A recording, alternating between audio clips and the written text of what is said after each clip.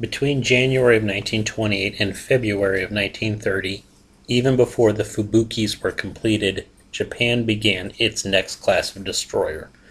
These were the 10 ships of the 1,680-ton Ayanami Class, usually called the Batch 2 Fubukis.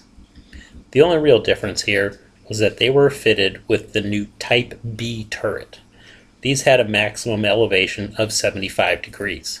This meant that, in theory, they were dual purpose.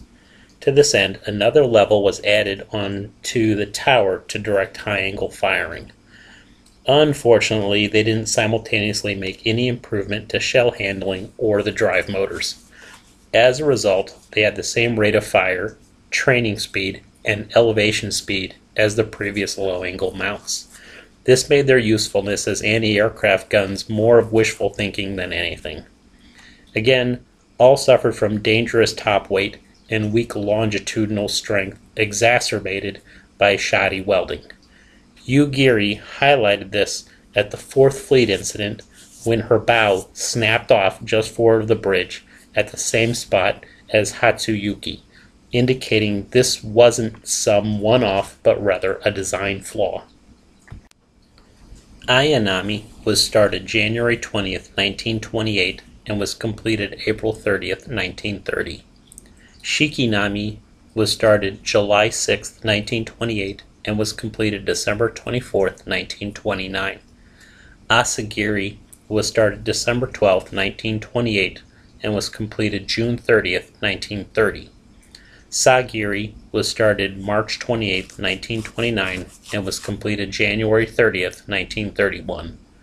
Yu-Giri was started April 1st, 1929 and was completed December 3rd, 1930. Amagiri was started November 28, 1928 and was completed November 10, 1930. Oboro was started November 29, 1929 and was completed October 31st, 1931. Akebono was started October 25th, 1929 and was completed July 31st, 1931. Sazanami was started February 21st, 1930 and was completed May 19th, 1932. Ushio was started December 24th, 1929 and was completed November 14th, 1931.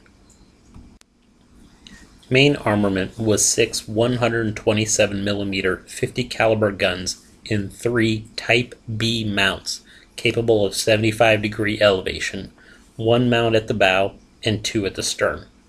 Torpedo armament was 3 triple banks, all on the center line and at the main deck level, for 9 610mm Type 80 torpedoes. 1 bank was between the funnels, with the other 2 between the rear funnel and the aft superstructure. The 2 rear mounts could be reloaded from the boxes in front and behind them respectively. This meant 15 torpedoes total were carried. At the stern were 2 racks for either 18 depth charges or a comparable number of mines. Propulsion was provided by 4 boilers in 2 rooms, each room venting to its own funnel. These provided steam to 2 turbines, each driving one of the 2 propellers, which produced 50,000 horsepower. This gave an initial top speed of 38 knots. They had 1 rudder. Between 1935 and 1937, following the 4th Fleet incident, all had their longitudinal frames stiffened, permanent ballast added, shell capacity was reduced to 120, and Type 93 sonar added. They also had shields added on their torpedo banks. These increased their standard displacement to 2,090 tons and reduced their speed to 34 knots. In late 1942, the survivors had their depth charge complement increased to 36. Yu-Giri exchanged her No. 2 turret for more medium anti-aircraft and added Type 22 radar in August of 1943. Sazanami and Ushio exchanged their No. 2 turret for more medium anti-aircraft and added Type 22 radar in September of 1943. Amagiri exchanged her No. 2 turret for more medium anti-aircraft and added Type 22 radar in February 1944. Akebono exchanged her Turret 2 for more medium anti-aircraft and added Type 22 radar in March 1944. Ayanami and Shikinami started the war covering the conquest of the East Indies until returning to Japan in May for refit.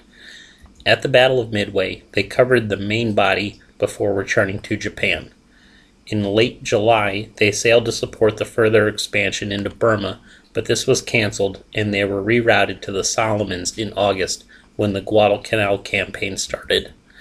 After a few troop runs down the slot, they found themselves in the mid-November Second Naval Battle of Guadalcanal. The battleship Washington's secondary guns tore Ayanami up. She was finally scuttled south of Savo Island, November 15, 1942, at about 2 a.m. Shikinami survived the battle, and in March 1943, the Battle of the Bismarck Sea, unscathed. Falling back to the East Indies along with the fleet, she was finally sunk south of Hong Kong by the submarine Growler while escorting a convoy September 12, 1944. Asagiri, Ugiri, and Amagiri also started the war covering the invasion of the East Indies. They returned to Japan in May for refit.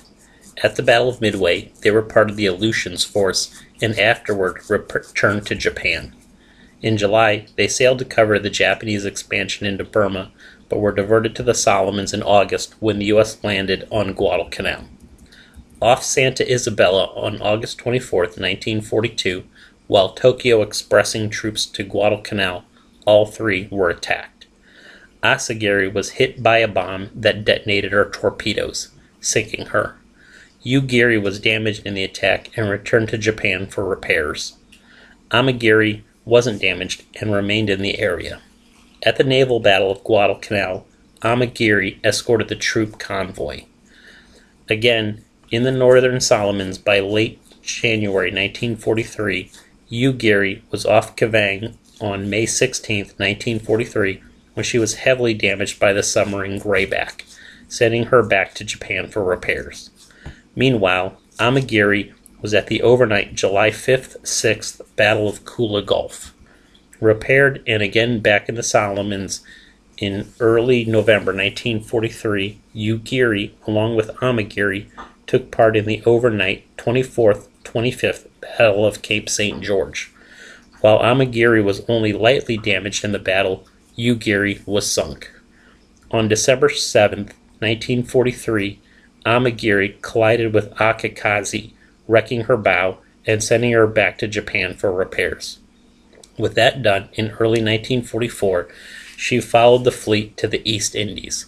South of Balikpapan, on April 23, 1944, she was hit by a mine and eventually sunk. Sagiri started the war covering the conquest of the East Indies. Off Borneo on December 24, 1941, she was torpedoed by the Dutch submarine K-16, which detonated her aft magazine. Oboro started the war covering the invasion of Guam. She then transferred to the Marshalls and eventually back to Japan.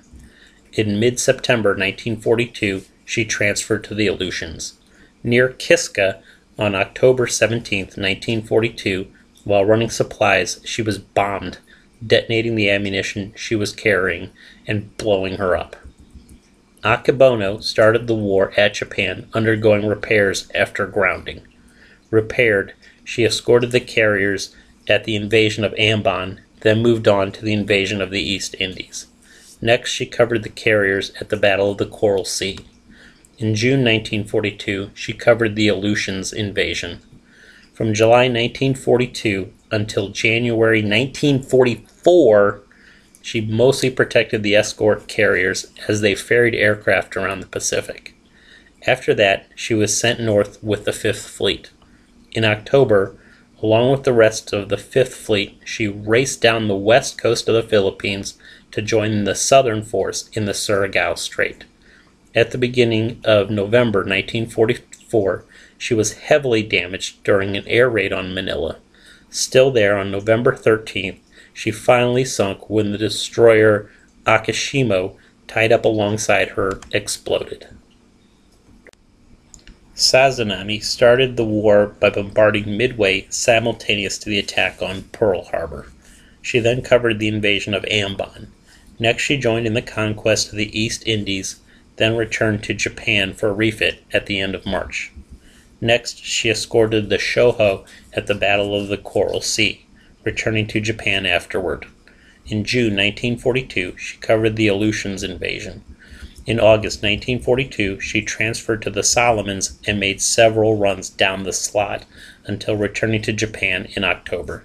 She then protected the escort carriers until August 1943, when she returned to the fighting in the Solomons. She spent most of August 1943 on Tokyo Express runs around the Solomons, including the Battle of Horonoi. She then went back to covering carriers going back and forth from Japan to Truk. South of Yap, on January 12, 1944, she was hit by 2 torpedoes from the submarine Albacore, broke in half, and sunk. Ushio started the war by bombarding Midway simultaneous to the attack on Pearl Harbor. She then covered the invasion of Ambon.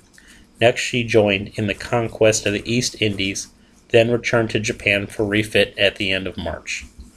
Next, she escorted the Shokaku at the Battle of the Coral Sea, returning to Japan afterward.